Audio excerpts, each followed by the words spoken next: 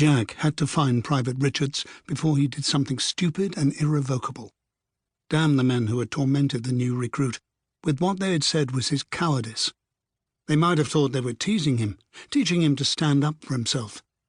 But Richards was barely 17. It was too soon. Only a couple of months ago he'd been a schoolboy. Now he was a soldier in the Flanders trenches with a rifle in his hands. Jack rounded the bend in the trench, keeping his head low. But Richards was nowhere in sight along this stretch.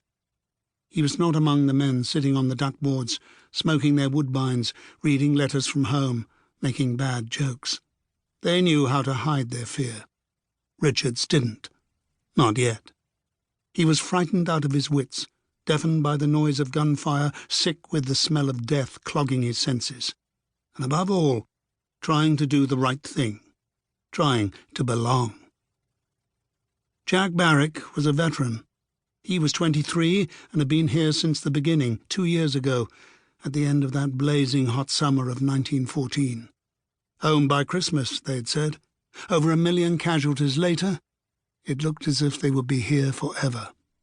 Some of them really would be, God help them. Buried in the Flanders clay. What is forever when you're 17 and the average life expectancy is a matter of weeks? But Jack was not going to lose Richards because some irresponsible idiot had made him think he was a coward and not fit to be one of them. Everything was quiet now. Jerry must be taking a nap. Jack's feet rattled on the duckboards. Think. Where would Richards go? Where would he feel safe? Double back to the supply trench. Jack went down the connecting trench, still keeping low. A careless hand, or worse, head, could still attract a sniper's bullet. Jack asked everyone he passed if they had seen Richards. No one had. But then he encountered a worried-looking sergeant, far too concerned with his own problems to listen to anyone else's. "Oh, Captain Barrick," said the man as he grabbed Jack's arm. "You seen anyone come this way carrying a gas canister? Probably had it wrapped up in something. Could look like anything. Clothes." "You missing one?" Jack caught his alarm. Gas was everyone's nightmare. Ever since it had first been used at Ypres last year, the thick, poisonous fumes haunted them all.